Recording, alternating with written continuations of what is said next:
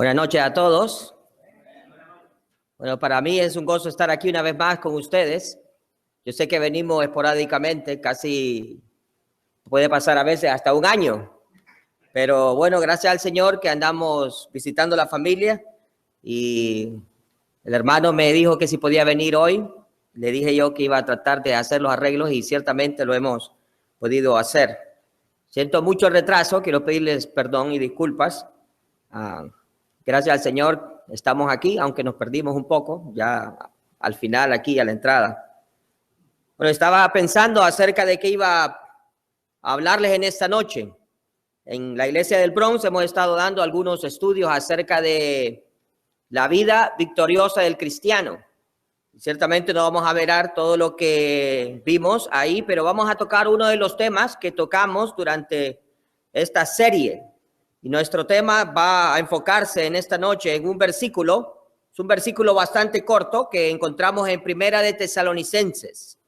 Primera de Tesalonicenses, capítulo 5. Vamos a dar lectura a ese versículo. Verso bastante corto que ustedes saben de memoria. Vamos a leer el verso 17. Primera de Tesalonicenses, capítulo 5, verso 17. Dice la palabra del Señor: orad sin cesar. Orad sin cesar. Nuestro buen Dios y Padre Celestial, queremos darle las gracias en esta noche por su amor y por su misericordia para con cada uno de nosotros. Gracias, Señor, por esta oportunidad que nos concede de poder venir en esta noche a alabar su santo nombre, a exaltar su santa persona. Y además de eso, Señor, a poder escuchar su palabra para no solamente aprenderla, recordarla, atesorarla en el corazón, sino a ponerla por práctica. Queremos, Señor, que ahora que hemos leído esta porción de su palabra, usted sea el que dé a cada uno de nosotros la porción que necesita. Que sea su Santo Espíritu el que hable al corazón de cada uno de los que estamos aquí presentes para poder practicar y vivir diariamente lo que ella nos tiene que decir. Y así, Señor, especialmente en este tema tan especial como es el tema de la oración. Bendíganos, Señor, diríjanos en todo, en el santo nombre del Señor Jesús. Amén. Bueno, lo que nos va a ocupar en esta noche es algo de suma importancia. A la verdad que la oración es entendida y comprendida por todos los cristianos como la vida del creyente. Y ciertamente no es para menos. La oración es algo indispensable. Es como el corazón para el cuerpo, o es como el respirar para los seres humanos, o como el agua y el sol para las plantas. Y sabemos bien que la oración es vida. Y cada uno de nosotros debe de considerar que es por medio de la oración que el creyente puede tener la victoria.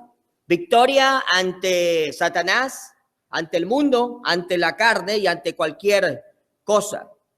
Bueno, Satanás en verdad que no se siente intimidado cuando nosotros predicamos.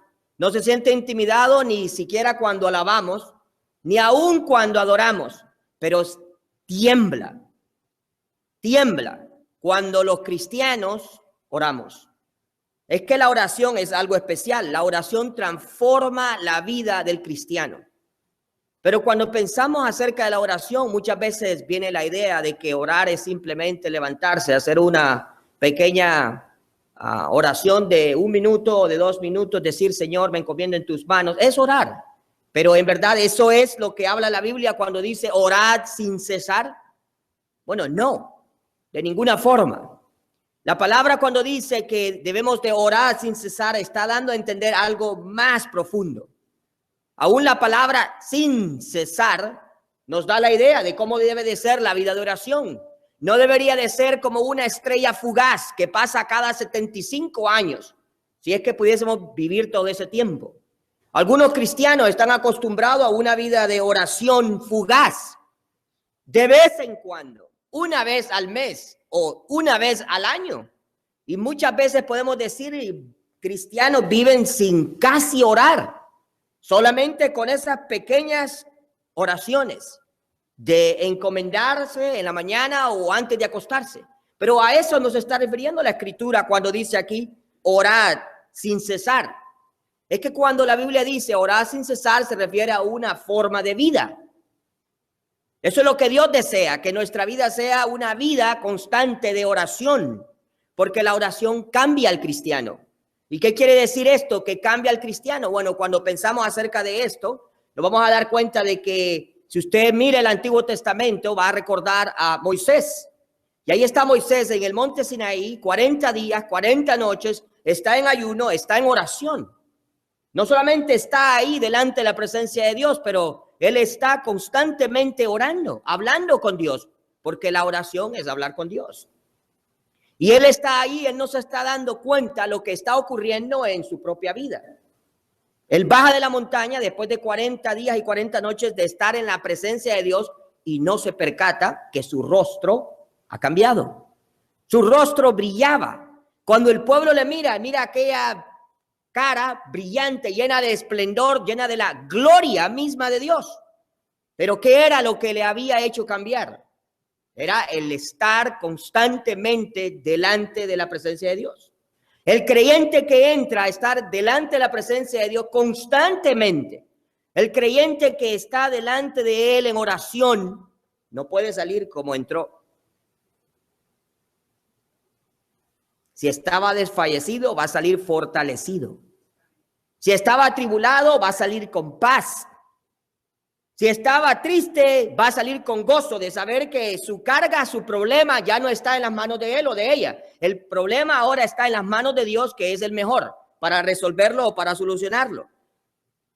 Porque ciertamente la oración transforma la vida del cristiano. La oración es lo que puede abrir el cielo, pero puede cerrar también las puertas del infierno. La oración es tan poderosa que usted puede mirar que por muy sencilla que sea, por muy simple que sea, cuando se eleva una oración delante de Dios, grandes maravillas pueden ocurrir.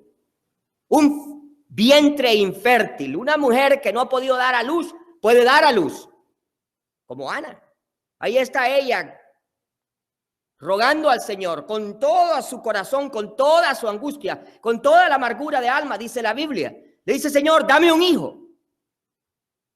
¿Qué corazón? Le dice, Señor, dame un hijo. Pero no estaba pidiendo para ella. El problema de nosotros los cristianos muchas veces es que nos enfocamos en pedir para nosotros. Solamente, no que no podamos. Pero la cosa es cuando nos olvidamos de nosotros mismos y pedimos lo que es para la gloria y honra de Dios. Y ella dice, Señor, dame un hijo. Pero un fértil, un cuerpo que no podía. Un vientre infértil, y el Señor escucha esa oración y le da un hijo, el gran Samuel, el mejor de todos los sacerdotes que han existido. ¿Por qué? Porque la oración hace maravillas. Moisés se para delante de un gran río y el pueblo de Israel no tiene escape. Están a la merced del rey de Egipto, Faraón. Viene con todos sus soldados, con todo su ejército a destruirles. Ellos no pueden salir. A su espalda está Faraón y delante de ellos está el Mar Rojo. ¿Y qué hace Moisés? Ora delante de Dios. Y cuando Dios escucha la oración de Moisés, abre inmediatamente el mar en dos grandes columnas sólidas. Es increíble y pueden pasar ellos en seco, porque la oración tiene gran poder. La oración en verdad hace lo que ninguno de nosotros puede hacer. Porque el poder no consiste en el hombre. El poder está en la mano poderosa de Dios. Y Dios es movido a hacer lo que Él quiere hacer a través de las oraciones de sus hijos y de sus hijas. Y Dios es un Dios fiel. Entonces la oración es en verdad algo que llena nuestra vida. Es fortaleza para el cristiano. Ahí está Moisés y Aarón y Hur orando.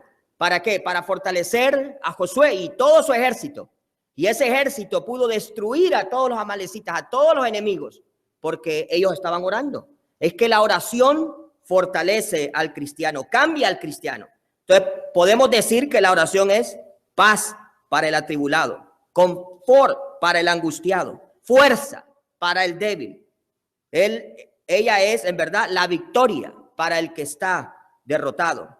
Y cada uno de nosotros podemos tener el triunfo delante de la tentación cuando estamos en oración. Por eso el Señor decía, orad y velad para que no entréis en tentación. Pero no se estaba refiriendo a que no íbamos a ser tentados, se estaba refiriendo a que si entramos en la tentación, podemos tener victoria y salir victoriosos a través de él. Entonces necesitamos orar. Por eso el versículo dice aquí claramente, orad sin cesar. La oración en verdad trae descanso al alma. Y muchas veces usted y yo podemos estar afanados, deprimidos, atribulados, porque no oramos.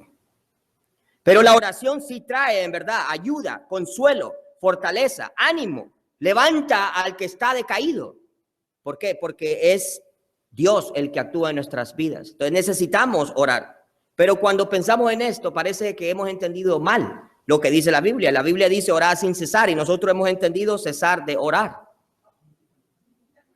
¿Cuántos en verdad, si somos honestos, podemos decir que tenemos una vida consistente de oración? No estoy hablando a esas oraciones fugaces durante la mañana o cuando vamos a dar gracias por los alimentos. Es orar. Pero ¿cuántos de nosotros hace lo que la Biblia dice en nuestro aposento, a solas con el Señor, durante un buen tiempo, 20 minutos, 30 minutos, 40 minutos, 50 minutos, una hora? Usted verá qué diferente se ve la vida. Usted mirará qué diferente es el cristiano. Cuando el cristiano está delante de Dios en oración, todos los días, constantemente, sacrificialmente, porque usted tiene que abandonar otras cosas para hacer eso. Usted tiene que hacer tiempo para Dios. Es de suma importancia. La pregunta es, si la Biblia dice, orad sin cesar, ¿por qué no oramos? Bueno, hay 3 razones por las cuales no oramos. Pero antes de mirarlas, vamos a mirar lo que dice Leonardo Ravenhill, un gran siervo de Dios, un hombre de oración, evangelista por 50 años, un hombre que gastaba horas, usaba horas constantemente, diariamente, delante de la presencia de Dios. Y no es por, a menos que él haya sido usado en gran manera. Él dijo, tenemos, dice, muchas organizaciones, pero pocos penitentes, refiriéndose a las personas que oran. Muchos espectáculos y actores, pero pocos oradores. Muchos cantores, pero pocos corazones dedicados a la oración. Grandes pastores, pero débiles guerreros de Cristo. Mucho aparato, pero poca pasión. Muchos actuantes, pero pocos intercesores. Muchos escritores, pero pocos luchadores. ¿Qué verdad hay en estas palabras? En verdad, la iglesia puede tener diferentes clases de ministerio, hombres y mujeres dedicados a diferentes cosas, pero ¿cuántos en verdad somos hombres y mujeres de oración, como Dios quiere que nosotros lo hagamos? El fracasar en la oración es fracasar en la vida cristiana. Y aun cuando sabemos que debemos de orar, es el punto más débil, no solamente de cada cristiano, sino de cada iglesia en todas las partes del mundo. Usted quiere ver cuánto aman la iglesia o cuán popular es su iglesia. Usted venga el domingo por la mañana y usted va a mirar que está llena. Usted quiere ver cuán popular es el predicador, venga al viernes por la noche, como ustedes tienen aquí, al culto de edificación. ¿Usted quiere saber cuán popular es Dios? Venga al culto de oración. ¿Cuán popular es Dios en nuestras iglesias? Cuando nos damos cuenta, nos vamos a dar cuenta de que es más popular el hombre que nuestro Señor mismo.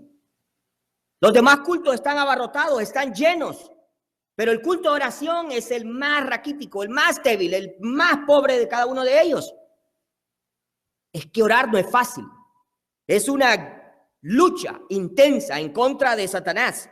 ¿Y por qué no oramos? Bueno, no oramos primeramente y claramente porque somos orgullosos.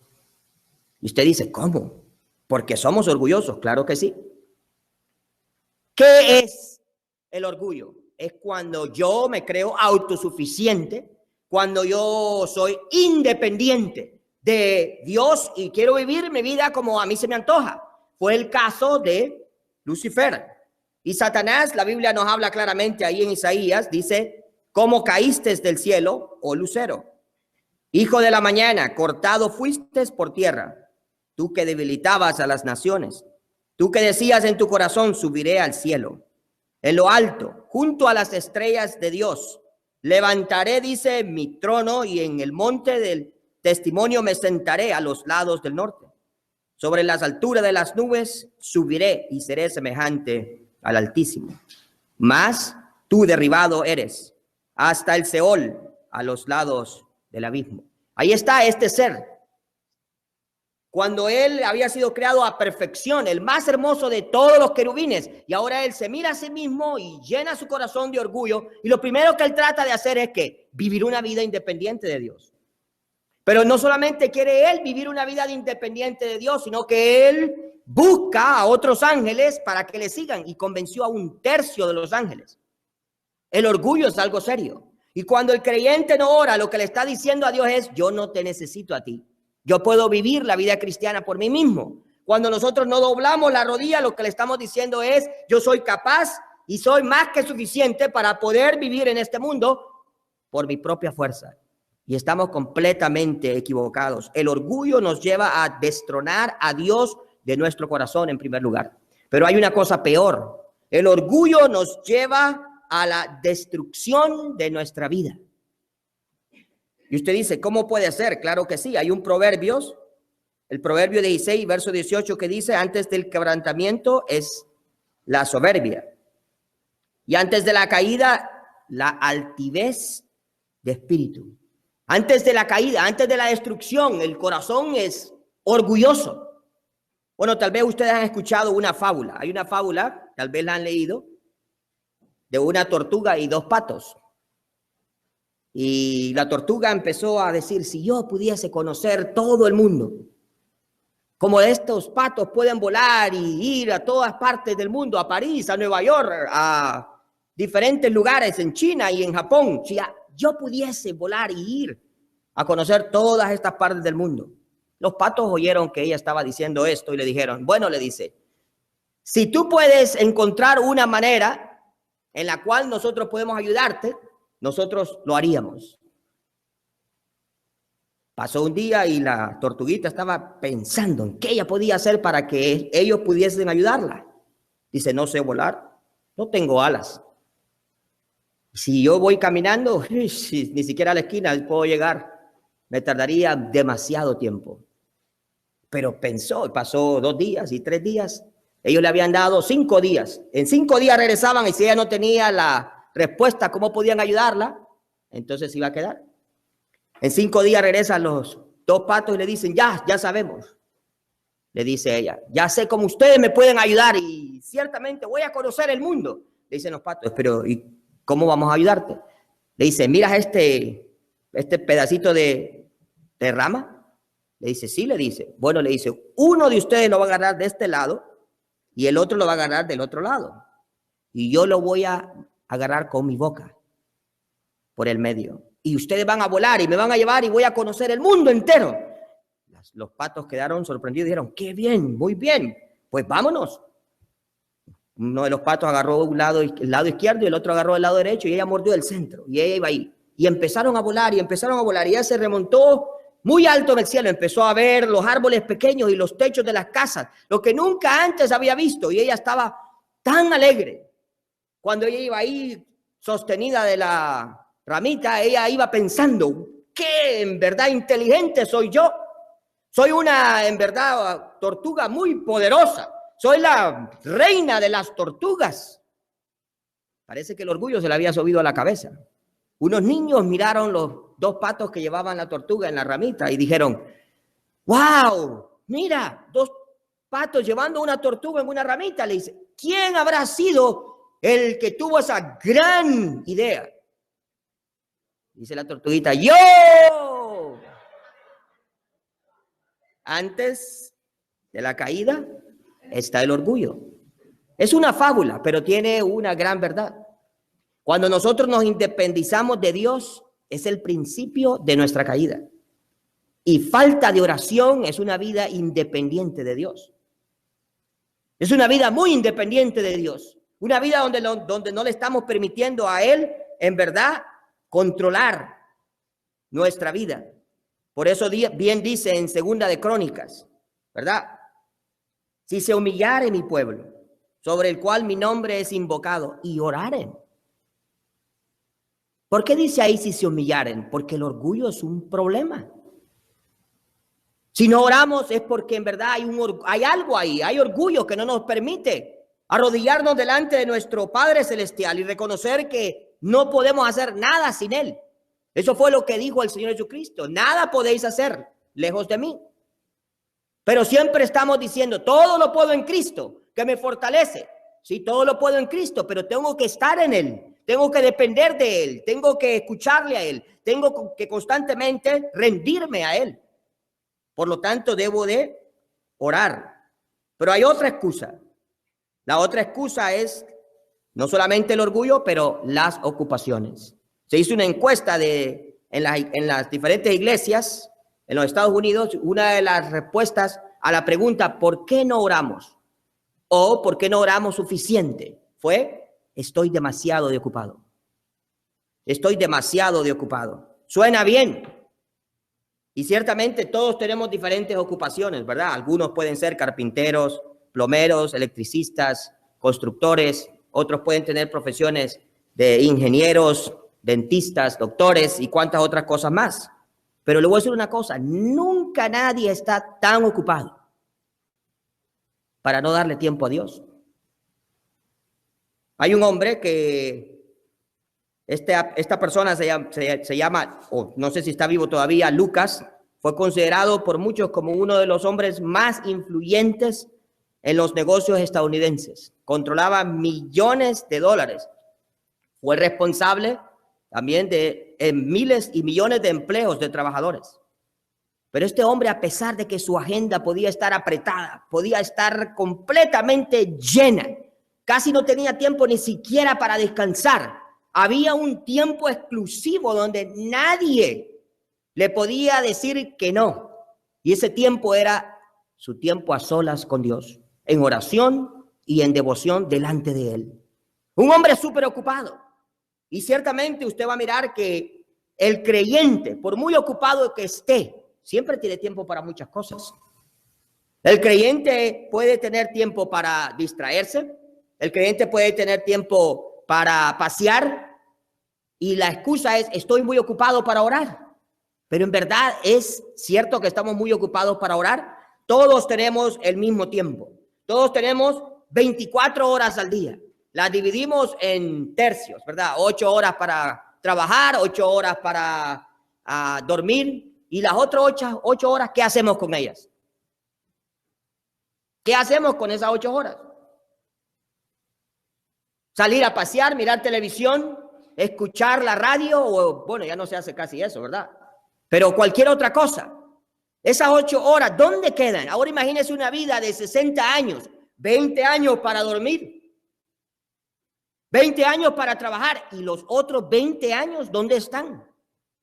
Si nosotros pudiésemos decidir usar ese tiempo, parte de ese tiempo, gran parte de ese tiempo, para orar, la vida sería diferente. Los grandes hombres de Dios que han existido, Jorge Müller, uno de ellos, David Livingstone, y podríamos mencionar muchos otros hombres más. Charles Spurgeon, eran hombres dedicados a la oración. Su ministerio no fue un ministerio efectivo porque ellos tenían más talento que usted o que yo. No era que eran diferentes a nosotros, tenían las mismas debilidades, tenían el mismo tiempo, pero decidieron invertir la vida de ellos en las cosas de Dios. Y una de las cosas que más necesitamos es orar. Y la iglesia se ha olvidado de orar. Necesitamos orar. Jesús era el hombre más ocupado que existió. No ha habido hombre más ocupado. Desde la mañana que él se levantaba, él trabajaba constantemente, se cansaba, estaba agotado. Él curaba a los enfermos, daba vista a los ciegos, hacía oír a los sordos, levantaba a los que estaban muertos, hacía andar a los paralíticos. Él daba de comer a los hambrientos. Él consolaba al que estaba triste. Ahí está la mujer samaritana. Él fue a consolarla, a la viuda de Naín que había perdido a su hijo. Él estaba constantemente, diariamente, trabajando. Pero ¿qué dice la Biblia? Era un hombre de oración. Tan lleno era él de oración que se levantaba antes que el sol saliese, muy temprano en la mañana, a orar. No por 5 minutos. Oraba largas horas. Cuando él estaba en Getsemaní con sus discípulos, dice que dejó a algunos sentados primero y se llevó a Pedro, a Jacobo y a Juan. Y después les dejó a ellos y se fue a orar. Oró 1 hora y luego regresa. Los halla durmiendo. Y se vuelve a ir y vuelve a orar otra hora. Y vuelve a venir y vuelve a ir y vuelve a orar otra hora. Era un hombre que tenía tiempo específico para orar. Cuando escogió a los apóstoles, oró toda la noche anterior. Porque la oración hace diferencia en la vida del cristiano. Es importante que cada uno de nosotros tenga tiempo para orar, por muy ocupado que usted esté. Siempre hay tiempo y debemos dejar tiempo para orar. Y necesitamos la oración, es indispensable. Daniel era un hombre ocupadísimo. Sirvió en 3 diferentes reinos, 3 diferentes reyes. Un hombre que estaba a cargo de una nación entera. Un gobernador, un presidente casi no tiene tiempo. Pero dice que Daniel oraba 3 veces al día. Yo le aseguro que no eran 5 minutos. Yo se lo aseguro que no eran 5 minutos. 3 veces al día, y ese hombre estaba de rodillas, sin falta, delante de Dios. ¿Por qué? Porque hacía tiempo. La pregunta es, ¿hace usted tiempo para orar? ¿Hacemos nosotros tiempo para orar? ¿Cuánto? ¿Cuánto tiempo necesitamos en verdad orar constantemente? ¿Por qué no oramos? Bueno, 1, ya dijimos, el orgullo. 2, la ocupación, pero hay otra excusa. Y la siguiente es un poco, bueno, no debería ser una excusa. La ociosidad. ¿Qué es la ociosidad? Bueno, eso significa alguien que no quiere hacer nada. Un haragán o un vago, como diríamos a aquellos que son de República Dominicana, ¿verdad? Proverbios 13:4 dice, el alma del perezoso desea y nada alcanza. Mas el alma de los diligentes será prosperada. El alma del perezoso desea y nada alcanza. ¿Cuántos cristianos quieren ser cristianos usados por el Señor? Si usted hace esta pregunta, todos van a decir que sí quieren ser usados por el Señor. Y los creyentes dicen, yo quiero que el Señor me use. Yo quiero ser un instrumento útil en la mano de Él. Yo quiero ver almas convertidas por mi testimonio. Yo quiero hacer esto y aquello. Deseamos, y está bien que deseemos estas cosas, pero no podemos ser perezosos en la oración para que Dios nos pueda usar. Necesitamos ser diligentes en la oración. Si el Señor no nos usa, es porque no estamos preparados. Hay orgullo, hay negligencia. Hemos descuidado las cosas de Dios. No oramos, no leemos. No nos congregamos. ¿Cuántas otras cosas más? No hablamos de Cristo. Tenemos nuestra boca completamente cerrada. No queremos hacerlo. Y la pregunta es, ¿por qué? Si no podemos tener una íntima comunión con el Señor a través de la oración, no podremos ser instrumentos útiles en sus manos. Es imposible. La ociosidad es otra excusa que cada uno de nosotros podemos usar para decir que no tenemos tiempo para orar. Bueno, no hay mucho tiempo para hablar más de eso, pero la pregunta es, ¿por qué debemos orar? ¿Por qué no oramos? Por el orgullo, por la ocupación, por la ociosidad de nuestra vida, falta de diligencia, falta de deseo de hacerlo, ¿verdad? Pero también la pregunta es, ¿por qué debemos orar? Y no me refiero, como dice la Biblia, orar por las autoridades. No me estoy refiriendo por quiénes o por qué cosas. Me estoy refiriendo por qué yo debo de orar, en el sentido de cuáles son los beneficios que yo tengo cuando oro. Usted sabe que cuando usted ora van a pasar muchas cosas. Pero ¿qué cosas van a suceder? La primera de ellas es Dios va a proteger su vida. La oración es un medio de protección. Si usted lee Efesios capítulo 6, usted encuentra la armadura de Dios. Y nos dice que nos vistamos de toda la armadura de Dios. Pero lea el final. ¿Qué dice? Con toda oración. Es parte de la armadura, es parte de la protección.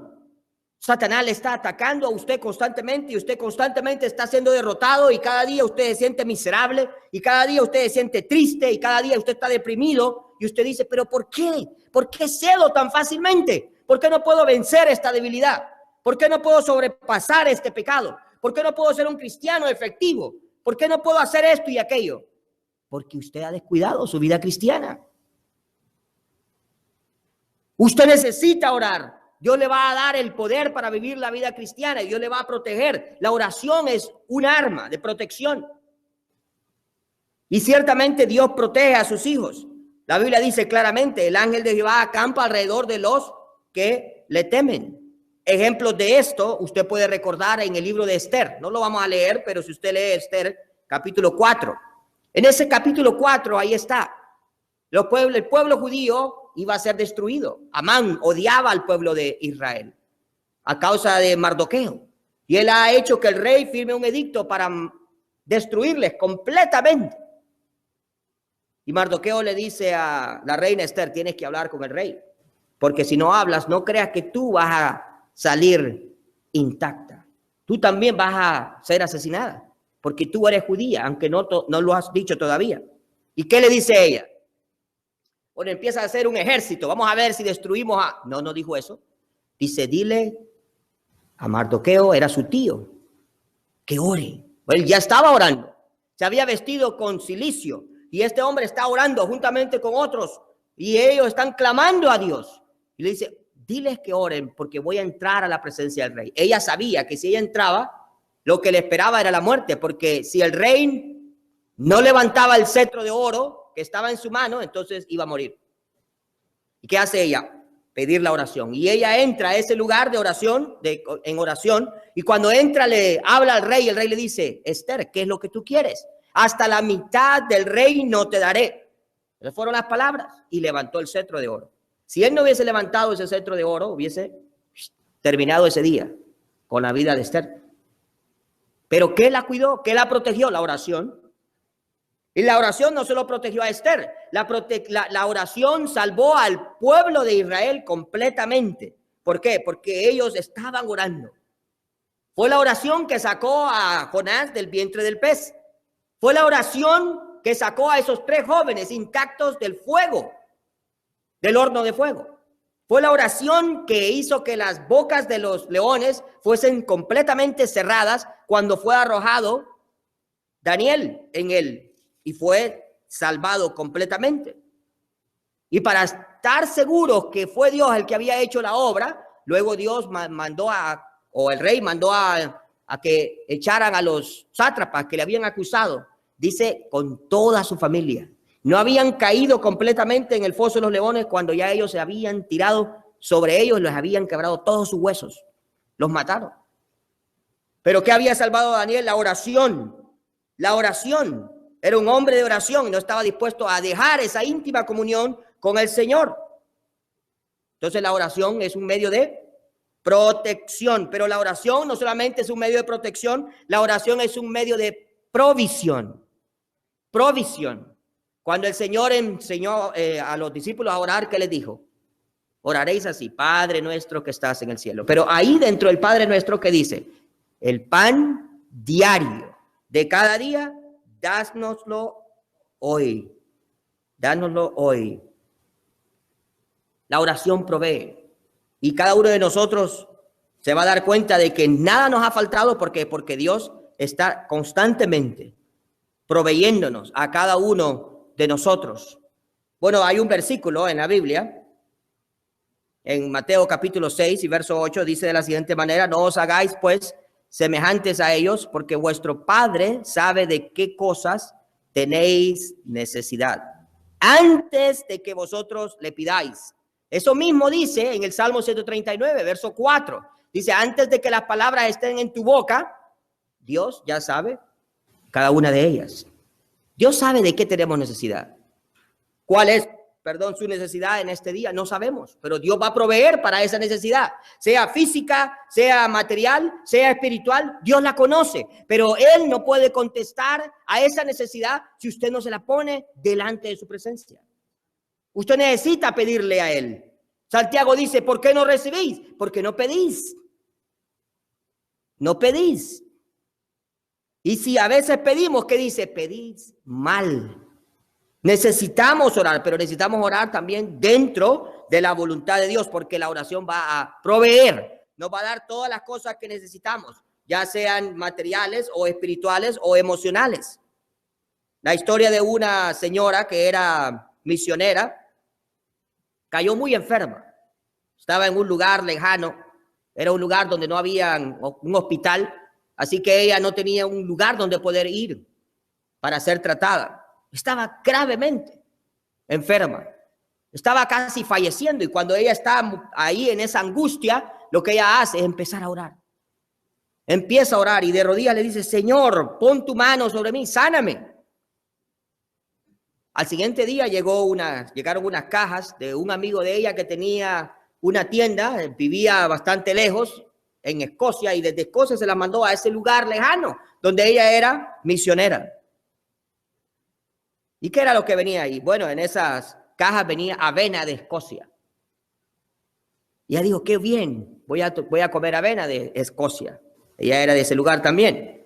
Pero en ese momento también ella encontró que en su casa habían leche condensada en latas. Y dijo, bueno, voy a hacer entonces una mezcla de leche condensada con la avena y otras, y voy a comer de esto. Así que ella empezó a comer durante todo un mes, comió de esto, no habían otras cosas que podía comer. Y ella se alimentó de esto durante todo ese tiempo.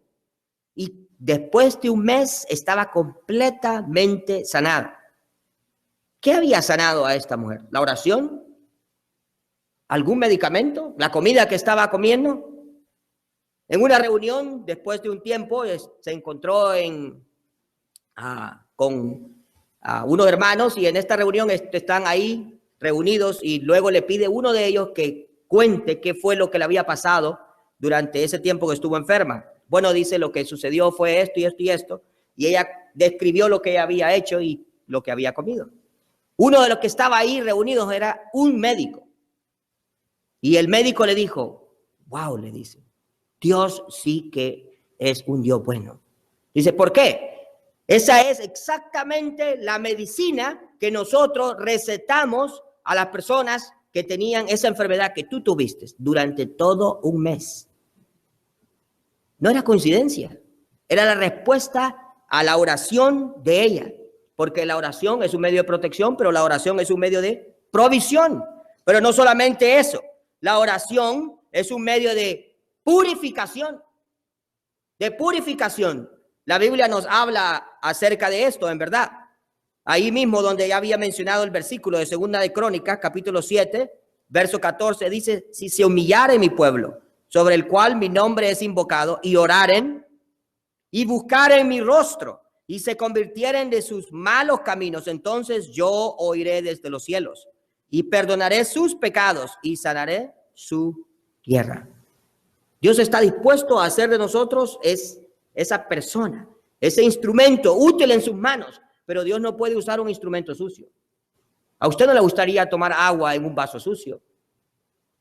Él tiene que usar un instrumento limpio, y el creyente, para que esté limpio, debe estar constantemente confesando sus faltas delante del Señor. Al final del Padre Nuestro, ¿qué debemos de decir? Dice, Padre, perdónanos, así como nosotros perdonamos a los que nos ofenden. Y es necesario, en verdad, mantener una vida limpia delante del Señor. Queremos ser usados, pero no podemos ser usados cuando nosotros no vivimos una vida limpia delante de Él. Y en este mundo de hoy es fácil contaminarse. Camina uno por las calles y hay toda clase de rótulos obscenos. Está uno en el trabajo y los amigos y compañeros hablan palabras sucias y maldiciones.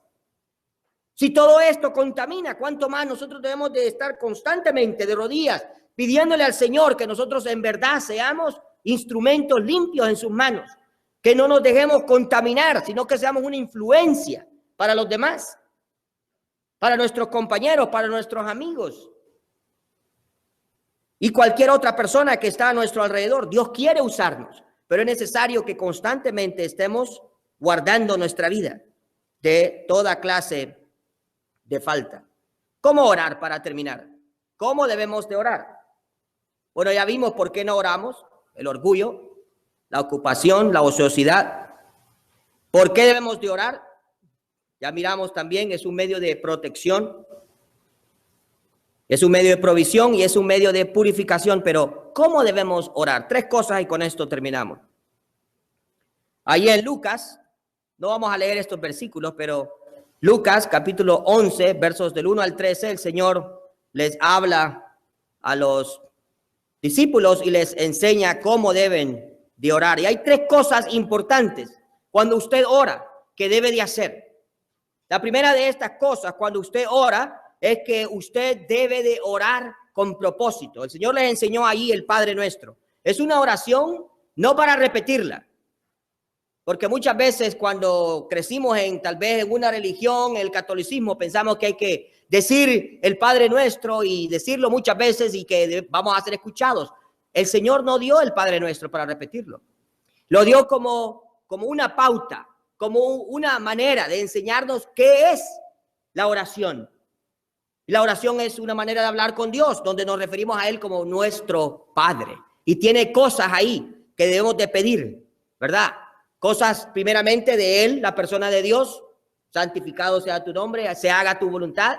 Nosotros debemos de estar pidiendo a Dios que la voluntad de Él se haga en nuestra vida. Y luego debemos de pedir por los demás y nosotros mismos, por el pan diario de cada día, para que nos proteja de la tentación, para que nos perdone nuestras iniquidades o nuestras faltas, ¿verdad? Pero hay una cosa ahí: debemos de orar con propósito. Debemos de orar con propósito. Dice ahí Lucas capítulo 11 y verso 2, dice: hágase tu voluntad como en el cielo, así también en la tierra. Debemos de orar para que la voluntad de Dios se lleve a cabo en nuestra vida. Ese debe de ser el más grande propósito. Cueste lo que cueste. Sea lo que sea que va a pasar, que Dios sea glorificado en nuestra vida. Y debemos de hacerlo de una manera seria. Cuando los discípulos dijeron o estaban orando ahí: Señor, envía más obreros a tu mies, ¿verdad? ¿Quiénes son los primeros que deben de ir? Los que están orando. Ustedes tal vez pueden tener aquí alguna necesidad. Señor, haz que en esta iglesia hayan hombres y mujeres dedicados al evangelismo. ¿Cuál es el primero que debe de ir? El que está orando. Porque él está orando o ella está orando, pero debe estar dispuesto a ser el que Dios envía. Puede que no, pero debe de estar listo. Debe de estar preparado para ir y hacer por lo que está orando. Y ciertamente debemos de orar con propósito por la salvación de las almas, para que puedan ser salvadas. Podemos orar por las personas enfermas. Podemos orar por fuerza espiritual en las pruebas y en cuantas otras dificultades de la vida.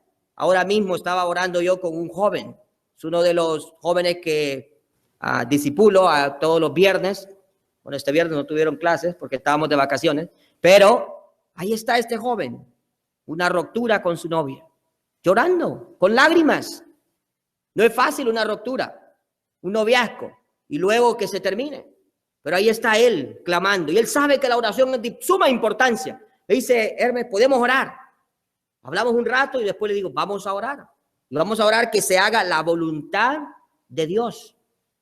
No lo que las emociones quieran, no lo que yo quiera, lo que Dios quiera. Sea de que se restaure la relación o que se termine para siempre. Dios siempre tiene algo bueno para sus hijos que le siguen fielmente. Entonces debo de orar con un propósito. No puedo orar oraciones muy generales, como por ejemplo: Señor, sana a todos los enfermos. Suena bonito, pero Dios no va a contestar esa oración. ¿Puede sanar a todos los enfermos? Claro que sí, Él puede sanar a todos los enfermos, pero no lo va a hacer. Yo debo de orar: Señor, sana a mi tío, o sana a Juan, o sana a Pedro, específicamente. Y si Él lo quiere sanar, lo va a hacer. Y si Él no lo quiere hacer, pues se lo va a llevar. Él sabe qué hacer, Él hace siempre lo mejor. y nosotros no podemos refunfuñar por lo que Él haga, porque Él sabe exactamente lo que está haciendo. Entonces debemos de orar específicamente. No podemos orar, Señor, salva a todas las personas. Dios no va con oración. No puede. Bueno, él puede salvarlos a todos, pero no nos va a salvar a obligados ni a la fuerza. Entonces necesitamos orar específicamente. Señor, te ruego por fulanito de tal, específicamente, para que el Señor pueda salvarlo. Entonces debo de orar con propósito. Segundo, debo de orar con perseverancia. Ahí está el problema de nosotros. ¿Cómo orar con perseverancia? Hechos 2:42 dice, y perseveraban en la doctrina de los apóstoles, en la comunión unos con otros, en el partimiento del pan y en las oraciones. Debo de orar perseverantemente. ¿Qué quiere decir eso? Debo de orar, hayan problemas, no hayan problemas, tenga el deseo, no tenga el deseo, tenga tiempo, no tengo tiempo, tengo que orar. Ahí no hay nada de debo de orar. Debo de perseverar, debo de persistir. Orar con perseverancia quiere decir que yo debo de continuar firmemente haciendo lo que he estado haciendo, orando. No importan los problemas que vengan y no importan las circunstancias que vengan delante de mí. Ahí está. Daniel siguió orando. No importaba que su vida estaba en peligro, porque él sabía que su vida estaba en las manos de Dios. Entonces debo de orar con perseverancia y debo de orar con pasión. Eso es lo que falta en verdad. Pasión, que en verdad yo pueda creer. Eso es fe. Ahí está esa mujer, Ana, y está orando, y ella está orando con pasión. Y cuando la está viendo, Elí, el sacerdote, dice, esta mujer está ebria. Pero es que ella está completamente, en todo su ser, ella está inmiscuida ahí en la oración, pidiéndole a Dios, Señor, dame un hijo. Pero ella está haciéndolo con todo su deseo, con toda pasión, en el poder del Espíritu. Ella se dejó controlar por el Espíritu Santo. Bueno, la Biblia nos manda que oremos en ¿qué? En el Espíritu. Si usted lee Judas, creo que el verso 20 dice, debemos de orar en el Espíritu. Y hay otro versículo por ahí también que nos dice exactamente lo mismo. Debemos de orar en el Espíritu. Cuando usted ora en el Espíritu, usted ora con poder, con pasión, con todo su ser, pidiéndole a Dios que sea Él el que haga su voluntad en su vida. Ahí está el publicano. Señor, sé propicio a mí, pecador, con todo su deseo, con lágrimas en sus ojos. El problema de nosotros es que nos faltan lágrimas, hermanos. Nos faltan lágrimas. Yo le pido perdón al Señor porque me faltan lágrimas. Digo, Señor, ayúdame a ser sensible. Cuando tú entraste al pueblo, ahí a Jerusalén, la Biblia dice claramente que Él miró a la condición de todas las personas y empezó a llorar. Porque eran ovejas sin pastor. Y empezó a llorar. Y eso es lo que nos falta, orar en la oración, llorar constantemente. Señor, ayúdanos, haznos una mejor iglesia, haznos una iglesia de poder, haznos una iglesia de oración, haznos hombres y mujeres dedicados a ti. Y eso es lo que Dios en verdad desea. Debemos de orar con propósito, con perseverancia, con pasión, completamente dedicados, entregados a Él. En esta noche, ¿cuántos de nosotros en verdad va a tomar en serio la vida de oración? Yo hace algunos años atrás reté a los hermanos ahí en Nueva York. Le dije, hermanos, empiecen. Como 2, 3 años atrás. 5 minutos el mes de enero. 10 minutos el mes de febrero. 15 minutos el mes de marzo. Al final del año usted va a orar 1 hora. Y si usted quiere seguirme añadiendo tiempo, añada. Pero si usted puede lograr eso en 1 año, no empiece con mucho, empiece con 5 minutos. Pero todos los días, sin falla. Es una cosa seria de vida o muerte. Su alma ahí no se va a perder si no ora, pero su vida espiritual va a ser una miseria si usted no ora. Va a ser un cristiano infértil, derrotado, decaído, deprimido. Pero si usted empieza a orar y en verdad empieza a depender delante del Señor, su vida va a ser completamente diferente. Va a ser transformada completamente. Y empiece con 5 minutos. Y si ya lo está haciendo y lo está haciendo por más, siga añadiéndole más. Todo lo que pueda. Empiece a eliminar lo que no sirve. Tiempo de distracción, no es que no pueda distraerse, pero excesiva distracción. Va eliminándola. Las novelas, las películas de acción. Sí, puede ir al parque con los niños, pero todos los días, 4 horas, cuando usted puede orar tal vez. Durante una de esas horas. Usted necesita tiempo para con Dios y yo le aseguro que va a ser mejor su vida, mejor la familia, la vida de su familia, mejor la vida de la iglesia. Todo va a ser mejor porque Cristo va a ser el centro de su vida. Entonces necesitamos escuchar ese mandamiento. Orad sin cesar. Dios quiera que el Señor nos ayude a ser hombres y mujeres de oración. El Señor nos bendiga con su palabra.